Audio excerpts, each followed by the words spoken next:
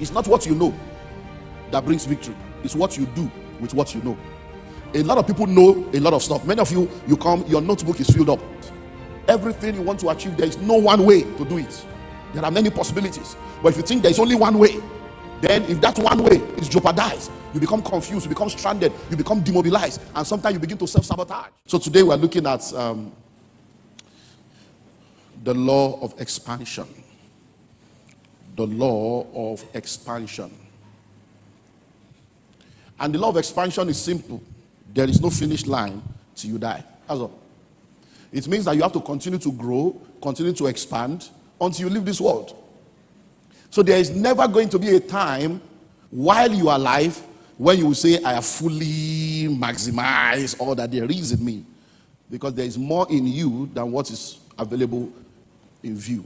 There is more in you than what you can see all around you. You are bigger inside than what we have outside. So the finishing line will never be touched until you die. So when you die, that's when you now say, okay, yes, finally. So we're looking at expansion, because this series is all about growth.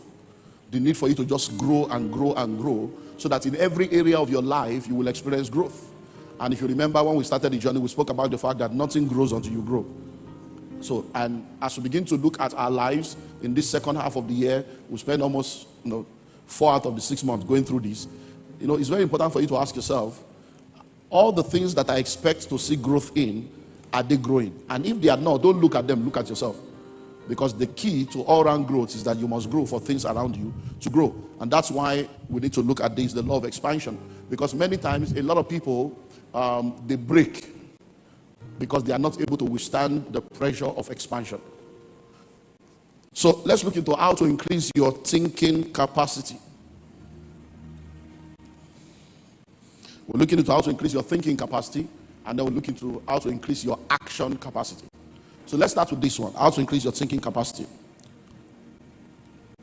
Number 1, stop thinking more work and start thinking what works. Stop thinking more works and start thinking what works. Because it's not about doing more, it's about doing what is right. It's not about doing more, it's about doing what works. One of the powerful scriptures in the Bible, in the book of Proverbs, it says, if the axe head is dull, you will need to exert more strength. It says, be wise, sharpen the axe. So if 2 people are given the task to cut down a tree, and the first one, maybe they both have blunt cutlasses, and the first one gets there and just begin to cut, and the other one goes to the filing table and begins to file and sharpen the axe. Now the one that has gone ahead exerting energy will look like a serious person. You say, it's very serious. He went straight to the work. He was doing the work. But the other one that has set himself apart and began to sharpen the house is a lazy man. Work with and give, I never do. What did they do for there now? What's he doing there now? Because they don't realize that wisdom is better than weapons of war. Wisdom is better than strength. But when that guy is through sharpening the cutlass or the axe, when he comes back, he wins. So you need to understand that instead of looking for more work, ask what works. That means it's important for you to take time out to think, to take time out to plan, to take time out to retreat and check out what is happening, to be able to sharpen and know, okay, what's going to work. I was telling someone 2 days ago, so I've been trying to reach, I said, I'm on leave. He said, pastors go on leave. I said, I'm on leave. I said, I just came back to settle 1 or 2 things. I'm going again. I said, I'm on leave. I say, I'm not available. So you can go on leave. You can go on summer. You can go. Me, I don't have family. I don't have children. I said, don't see those children are on holiday. It's family time now. I'm on leave. I'm not. So what will you be doing? I said, I'll be relaxing, eating, sleeping, watching film, taking my children around. And I'm on holiday. I'm on leave. Because I will also spend time to retreat and plan and leave. I said, because many of the things you want to hear in the spirit, you will hear in the swimming pool. It's when you are inside the sauna and the heat is there. Holy Ghost will just be saying, you see the heat. Nigeria is about to enter a heat. And I'm giving you the principle to cool the covenant people. and then you begin to receive revelation, and then you come and begin to take it. That's the way it happens. It's not there is a toilet revelation, there's a bathroom revelation. It's not that you are praying, hold on. No, it's not like that. Hello? Sometimes it is when you are eating buffet and you say, oh God, there are varieties in the kingdom. I'm a God of variety. I will open up variety. Then you begin to, you think revelation is by Oluwa. It's not only like that. Hello? Number 2, stop thinking, can I? And start thinking, how can I? Because we're talking about what? You're expanding your thinking capacity. The way, you see, what you see is perception. How you see it is perspective. So stop thinking, can I? And start thinking, how can I? Because the portal you open determines the things that flow.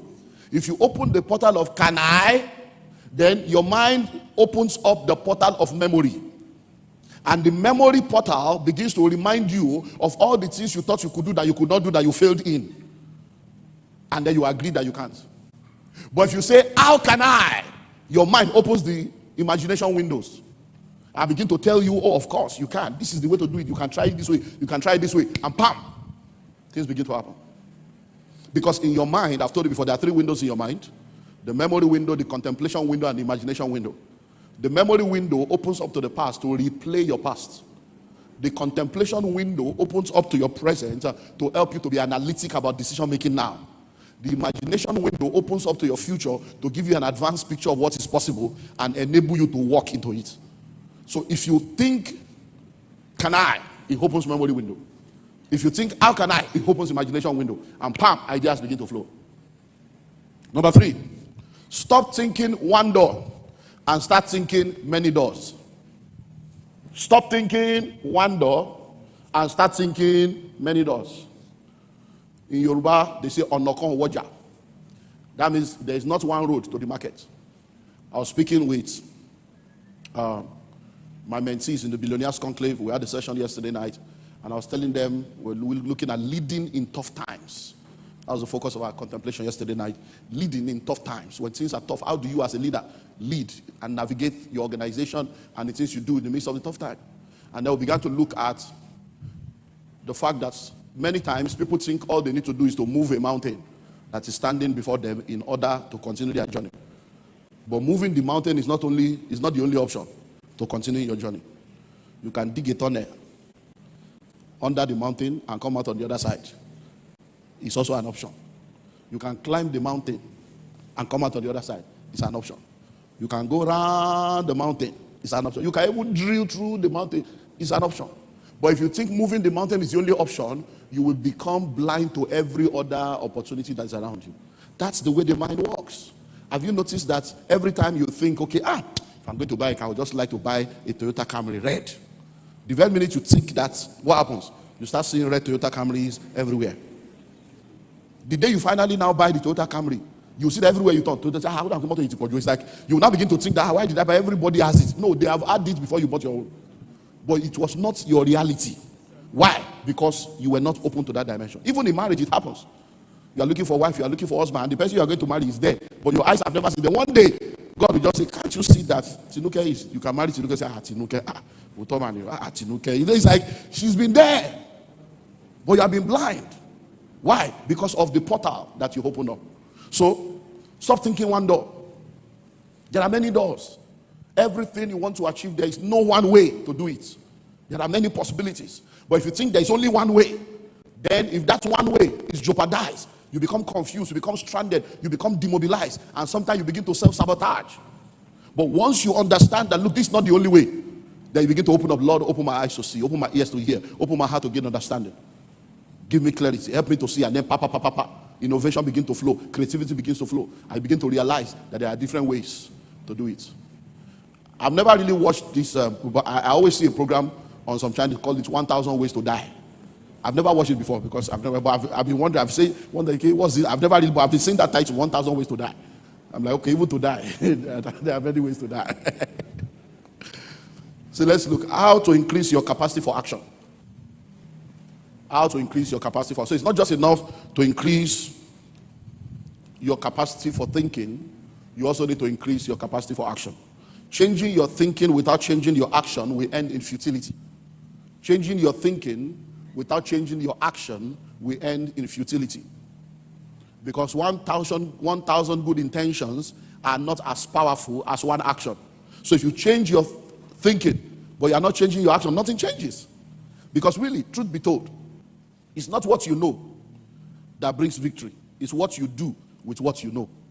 A lot of people know a lot of stuff. Many of you come, your notebook is filled up. You have note 1, note 2. There's one for SBLS. There's one for celebration service. There's one for midweek service. You have many notes, but your heart is empty. So you have the note. I was there. You are marking register, but not marking progress. Hello? Why? Because it is only action, action, action. Whoso looketh into the perfect law of liberty and continueth therein, he, being not a forgetful hearer, but a doer of the word, shall be blessed. Not is it faith without works is dead. Show me your faith by your work. Somebody say action. So it's very, very important. So a lot of people, it's just that action that is missing. And one of the demobilizing factor is, what if I try it and it doesn't work? But that same mind, that's why you have to increase your thinking capacity first. That thinking is part of the capacity you need to, because what if you do it and it works?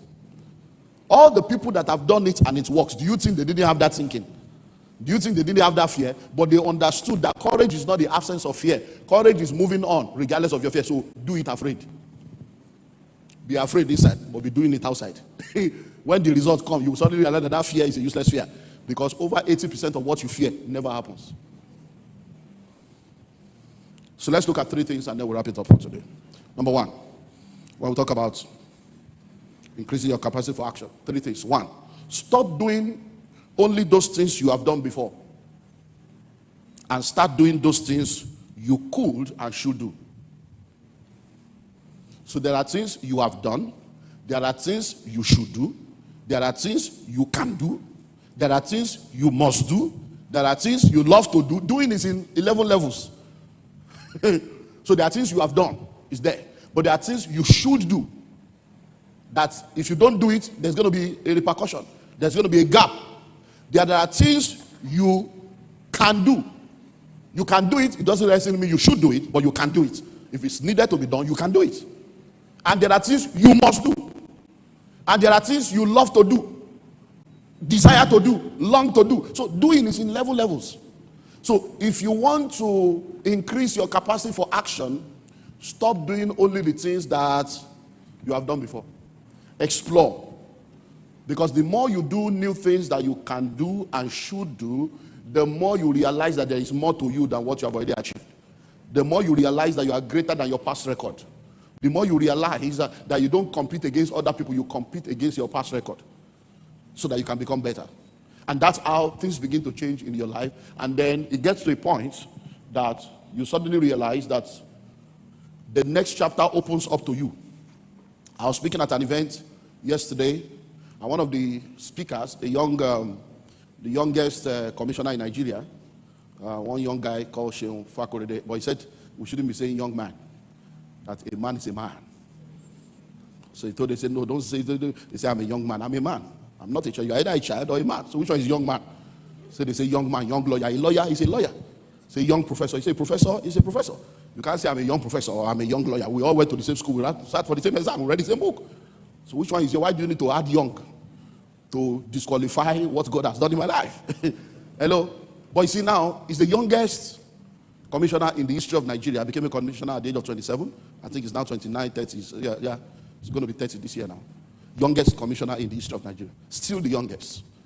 Minister for Youth and Sports in Oyo State. But he was sharing a story of how when he was on campus, he was positioning himself, learning, studying. At a particular year, he bought over 360 books, even as a student, and read about 60% of them. When the opportunity came for him to become the commissioner, he said, please help me ask. If the day they appointed me as a commissioner, that's the day I now started going to look for leadership books to know who a leader is, how to be a leader. He said I would have failed. He said people said, give him 1 month. Oh, I failed. Give him 6 months. He said 3 years now, I'm still there. I have not failed and I will not fail. So what am I saying? There are things that you should do and you can do. Don't wait until you need to do them. Start doing them now. It is better to have it and not need it than to need it and not have it.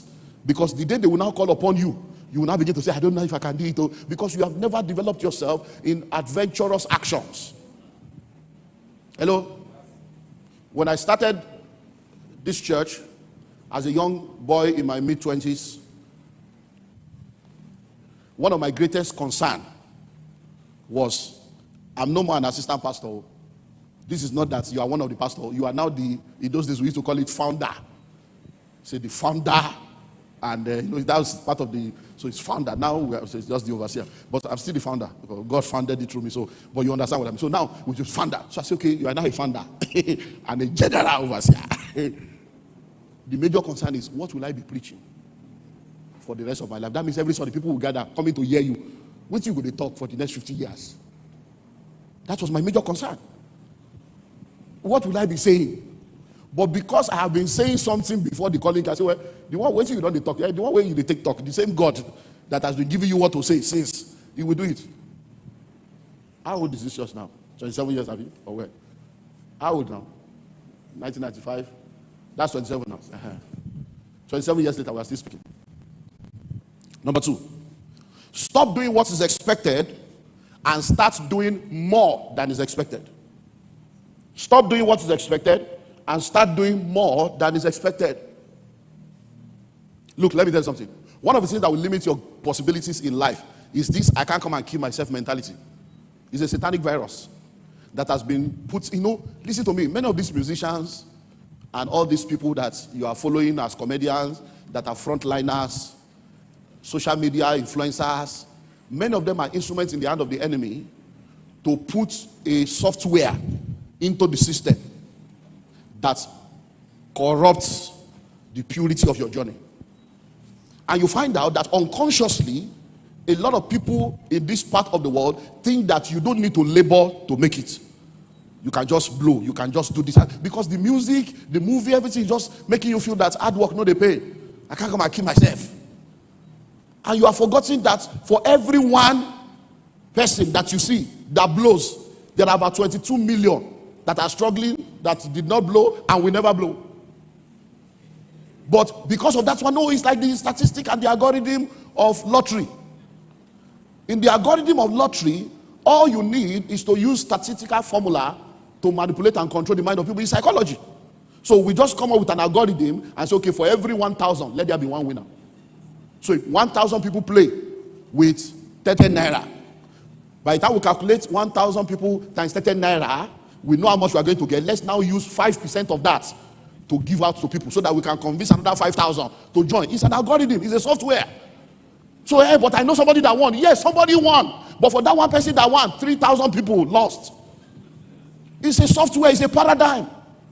So why is it that you know you can do more? I can't come and kill myself. That's not what they employ me for. Me, I can't come and kill myself. How much are they even paying myself? See your life. Now there you go there. Because when the time for promotion comes, you will never be in the list of discussion. Listen to me. Those who are promoted are people that are doing the work of the next level in their present level. I repeat myself. Those who are promoted are those who are doing the work of the next level in the present level. So you are able to, from the next level, look at their present and say, this guy is doing a lot. This guy can do better. We need to move this guy up. We need to move the young lady up. She's doing a lot. That's the way it works. But when you have the capacity to do, and you come out with, I can't come and kill myself. When they promote me, then I will manifest. When they increase my salary, then I will manifest. You are deceiving yourself. Listen, I know a lot of people that have said, me, monkey they walk, baboon they shop. I can't come and kill myself about somebody else's doing. When I start my own company, I will give it all. You're a fool. You know why? You are going to now give it all and use your money and your time to experiment and lose. If you give it all in this man's company now, you will use his time to lose, his money to lose and learn. If you lose money, it's not your money. It's another person's money you are losing. If you lose, but you are learning so that when you now start your own, you won't make the mistake you make when you are doing. But many of you, what you think you can do when you now get to your own, you now discover that you have not developed the muscle and the capacity to do it. It happens everywhere, even in ministry. Even in ministry, we just finished 5 weeks of Pastoral Ordination License Academy. We had over 100 people from all over that came to be trained to be licensed. And by the time we got to the 3rd week, testimonies of repentance started coming out. Because people started realizing that they didn't know many things about what they thought they knew. And people are coming up with, If I know what I know now, I shouldn't have left that church. And maybe I should. There are people who are calling their fathers to apologize because many people think that to be a pastor is to preach.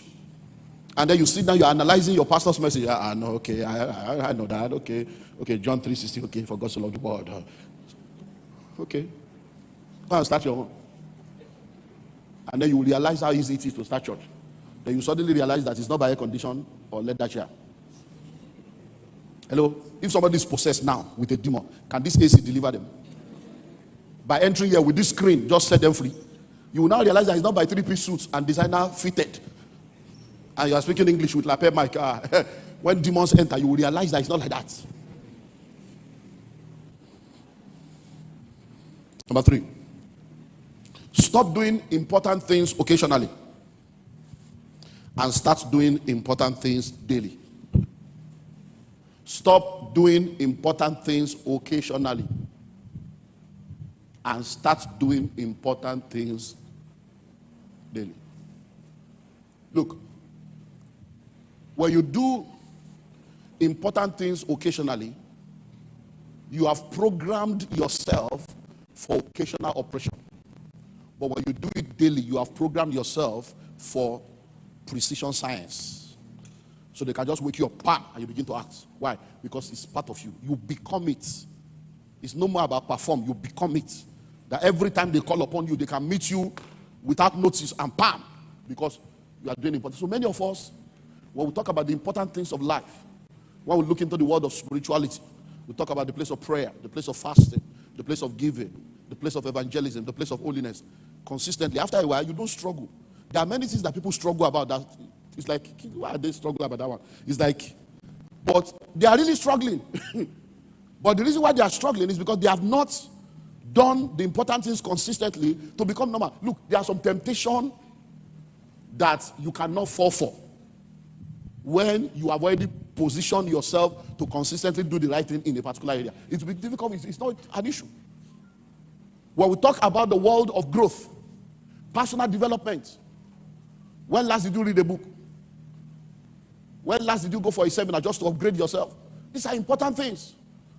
But guess what? If they now tell you that, oh, there's an opportunity to relocate to Canada or Australia, but you just need to know how to speak another language, and the opportunity will close in February. I hope you know that you will learn another language in 6 weeks. No, so the important thing you are supposed to have done, you will now. Africa is the next move, and most likely the final move when it comes to the spirit, when it comes to economy. We are the economy. Every other continent have maximized their growth and possibility. That's why they are coming here. So we have entered into what we call the recolonization of the continent, because they colonized us to go and grow their own. They have reached their highest level of growth. They are now coming back to recolonize us. Hello? So listen. If you are in Africa, you see, many of you that are relocated, I don't have a problem with relocation. You say no problem. I know the realities on ground. So you want to relocate, no problem. Just be sure God is with you, because we know the people that are there that are suffering. But I will tell you, many of the places you are relocating to, they are already in their expiry season. We that are in the emergence of our own season, we are the youngest continent. You are now living what is about to become, to where what has expired. You have no idea how many diasporans have returned to Nigeria to come and break through. And that's when you want to begin to go. So let me just advise you. If you don't know how to speak French, go and learn. Because I think there are only 2 major languages in Africa, if I'm correct. English and French. So that you can, so if you add French to your English, that means the whole continent, you are ready. So go and learn it now. I said it, if you were here, I said this in 1999. What I'm saying now, I said it in 1999. Pastor Tayo, I even made it a law that by the end of year 2001, I give people 3 years, everybody must be able to speak French. So 22 years later, I'm back. Go and learn how to speak French. Learn how to speak another language. Hello? When I was speaking to my mentees yesterday, I told them, I said, you people disobeyed, and now you see the results. I said, I told you in March, this, about this. Because I told them what will happen to dollar. They were looking and say, you're a pastor, you cannot be saying that. I told them, I said, look, go and do this in dollars, do this in. I told them what to do in dollars. Because I told them, I said, because by the time we get to the end of the year, dollar will be 1,000. And somebody say, but you're a man of God. We know we are in, but you see, you people cannot just be prophesying this thing. You know, when you say things like that. So I was telling him yesterday, I said, you were arguing with me in March. Now you don't enter 700. I said, you honestly look at me now and tell me that Nigeria is no more confused now than it was in March. Can you see anybody that knows what is happening in this economy? Your president said he's tired. And he has 8 more months to go. Does a man of integrity need to stay after he's tired or to just resign? So I said, look, your central bank governor that is supposed to sit down and coordinate the fiscal and monetary policy was busy nursing a political ambition and shamelessly lying that he was not contesting, yet he was going to court to fight that he should contest. And you see how these old men are shameless and they have children. I always say, Daddy, you are lying. I don't know. Don't they have children that will say, Daddy, you are a liar? And they bought hundreds of cars with your name as central bank governor. And you say you are not contesting. You now went to ask the president, can you contest? The president said, one of you cannot contest. The man in that frame of mind that is thinking of political ambition, how can he run your economy? Hello? Well, I rest my case.